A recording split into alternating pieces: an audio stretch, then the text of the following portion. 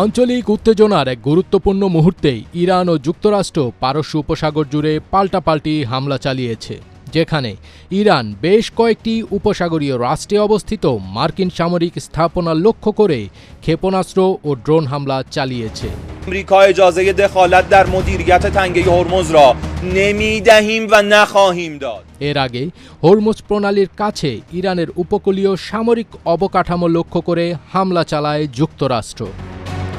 ইরানের Islamic revolutionary guard corps জানিয়েছে, তারা অঞ্চল জুড়ে মার্কিন লক্ষ্যবস্তুতে ব্যালিস্টিক ক্ষেপণাস্ত্র ও আত্মঘাতী ড্রোন হামলা চালিয়ে এর প্রতিশোধ নিয়েছে। আইআরজিসি আরও নিশ্চিত করেছে যে তারা গতরাতে ব্যালিস্টিক ক্ষেপণাস্ত্র দিয়ে জর্ডানের একটি বিমান ঘাঁটিতে হামলা চালিয়েছে। এছাড়া তারা হরমুজ প্রণালীতে সংযুক্ত আরব আমিরাতের 2টি ট্যাঙ্কারে হামলা চালিয়েছে। তারা রাতারাতি জর্ডান ও বাহরাইনে মার্কিন স্থাপনাগুলোকেও লক্ষ্যবস্তু করেছে বলে জানা গেছে, যার ফলে এই সকল মার্কিন ঘাঁটিতে বেশ কয়েকজন মার্কিন সেনা আহত হয়েছেন বলেও খবর পাওয়া গেছে। মার্কিন সেন্ট্রাল কমান্ড সেন্টকম ইরান জুড়ে ক্ষেপণাস্ত্র ও ড্রোন উৎক্ষেপণ কেন্দ্র, নৌসম্পদ এবং গোলাবারুদ সংরক্ষণাগার সহ প্রায় 140টি সামরিক লক্ষ্যবস্তুতে হামলা চালানোর কথা জানানোর কয়েক ঘণ্টা পরেই এই হামলা চালানো হয়।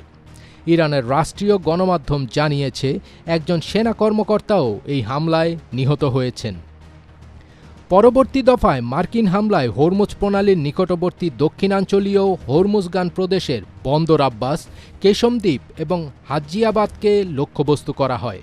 কেশমের গভর্নর হোসেইন আমির তৈমুরি বলেছেন, রবিবার দ্বীপটিকে লক্ষ্য করে 10 থেকে 11টি শত্রুপক্ষের ক্ষেপণাস্ত্র ছোড়া হয়েছে।